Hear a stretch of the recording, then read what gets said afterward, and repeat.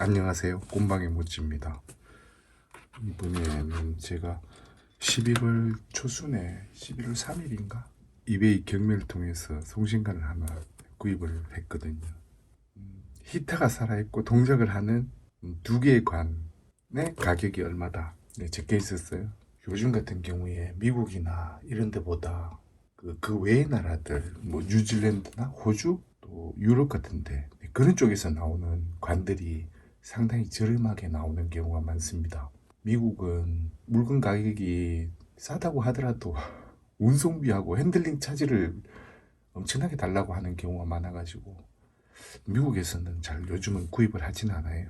최근에는 호주랑 미국에서 주문을 하긴 했구나. 한 번 가고 나머지는 유럽에서 구입을 좀 했죠. 이번에는 오는 관이 3호 T라는 관인데 이탈리아에서 오는 관입니다. 이 3호 T는 아시는 분들은 아시겠지만 송신관이에요. 블레이드 손실이 50W 정도쯤 되면 출력은 한 10W 이상 낼 수 있는 10W 약간 상이하게 낼 수 있는 그런 정도의 출력관이라고 보시면 됩니다. 300B 한 1.5배 정도. 이 관을 오픈을 하면 내가 관 개수를 정확하게 보고 비딩을 한 건가? 항상 내 자신을 믿지 못하는 경우가 가끔 있어요. 이게 교묘하게 써가지고 원래 한 개를 두 개인 줄 원페어인 줄 착각하고 비딩을 해버리는 경우가 오래전에 좀 있었어요. 이 관은 항상 25만원대에 한 조에 25만원, 28만원에 파는 분이 유럽 분이 한 분 계세요. 그분이 3호T를 좀 많이 가지고 계신가 봐요. 올리는 상당히 오래됐고 가격을 제대로 받으려고 하는 것 같더라고요. 사람들이 잘 비딩을 안 하고 그게 왜냐면은 한 주만 나와 있는 게 아니고 10개씩 이렇게 올려놓으니까 같은 가격에 의미는 별로 없는데 살아있을지 모르는 이 오래된 관을 그렇게 비싸게 주고 사기는 좀 개인적으로는 좀 힘들다는 생각입니다.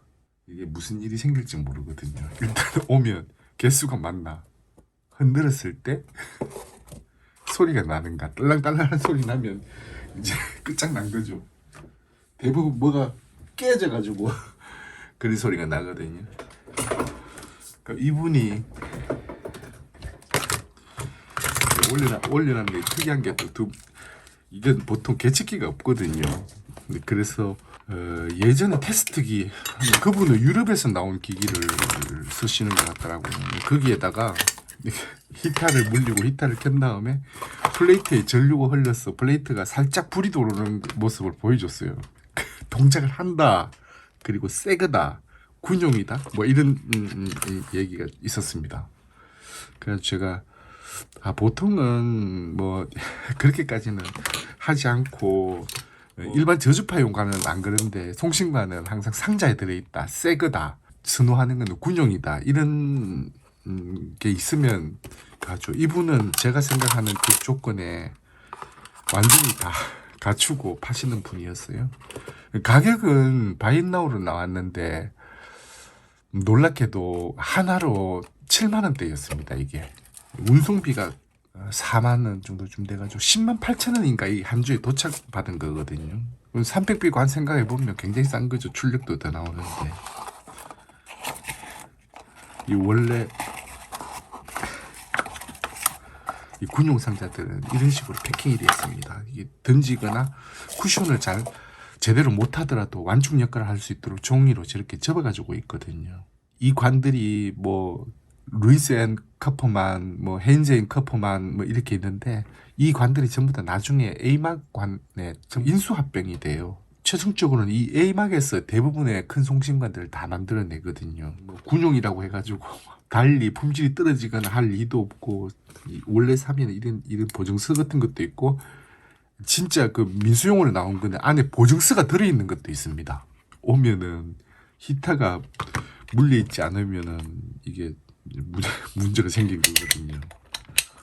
그래서 그분이 사진으로는 찍어가지고 그걸 보여줬는데 0.3 나오죠. 일단 히터는 붙어 있는 거예요. 그래서 송신관을 같은 종류를 한 조를 가지고 만들면 이게 진짜 결과를 어떻게 될지 알 수가 없어요. 여기도 똑같이 돼 있죠. EOT 관에 거의 한 3배 정도는 되는 것 같네요, 부피가.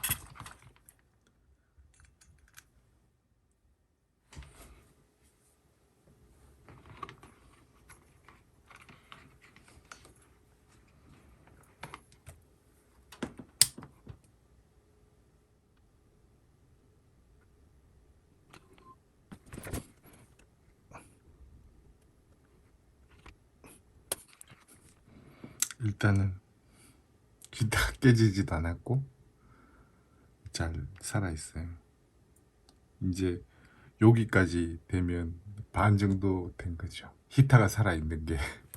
근데 또 몰라요. 이게 또 보면 송신관이 오래된 거는 그래서 이런 관들을 이제 앰프를 만들 때 항상 불안한 게 한 조만 이렇게 딱 사고 난 다음에 앰프 작업을 하기가 굉장히 어려워요. 왜냐하면 이게 죽어버렸을 수도 있기 때문에. 그래서 이게 관이 이제 제값을 풀로 주고 그렇게 사면 이게 무슨 일이 생길지 모르니까 이 관이 이제 공기가 들어가 버려가지고 작동이 안 되거나 그런 것들이 많아요. 그런 종류가 또 유독 율이 높은 게 있습니다.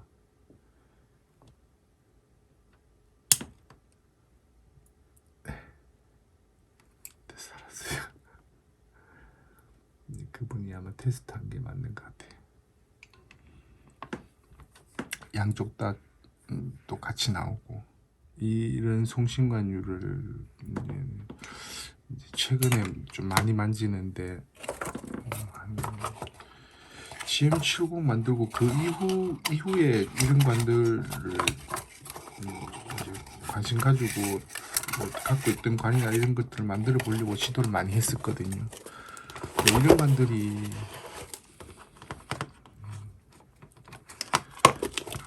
소리도 이게 충분히 매력이 있고 앰프를 만들려고 할 때 회로를 다 구성을 본인 스스로가 다 못하잖아요. 그러니까 어디엔가 회로가 나와 있으면 외국 사람들도 그 일본에서 나온 그 회로들 그런 거에 의해서 시도를 해보려고 무조건 따라하는 사람들이 많고 회로가 없으면 만들지도 않기 때문에 시장에서 인기가 없어요. 그게 어디서든 누가 만들면 이제 굉장히 많이 알려져가 그 다음부터는 관값이 움직여 버리죠. 사무티도 보면은 회로가 별로 없습니다. 거의 데이터도 자세하게 나와 있는 데이터 시트는 있는데 그게 그렇게 동작하지는 않거든요. 우리가 상극관을 우리가 사용하는 범위대로 약간 낮은 전압에 고주를 흘리면서 그렇게 테스트를 해보려면 이게 동작점이 조금씩 달라지고 그러기 때문에 거기만큼 뭐 600V에서 3000V까지 이렇게 거는 건 아니거든요. 그래서 이제 그런 것들 특성은 지난번에도 4-125도 그런 걸 한번 만들었었잖아요.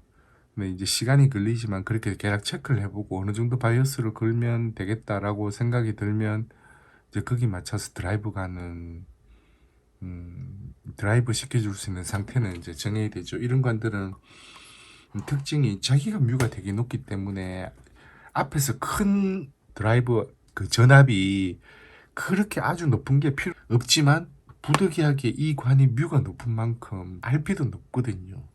전에도 제가 이야기 한번 드렸지만 높은 부하를 만들려고 핸디값을 많이 감으면 고역 때문에 문제가 생기니까 감기 쉬운 임피던스 낮은 걸로 감은 다음에 피드백으로 이런 거 보완해서 소리를 듣거든요. 이게 뭐 순수하냐 안 순수하냐 그런 의미에서 이야기 드리는 건 아니고, 어쨌든 이거는 피드백이 불가피하기 때문에 초단간의 개인이 어느 정도는 돼야 됩니다. 2배 정도씩 이렇게 높여줘야지 피드백을 이건 다량으로 그려야 되거든요.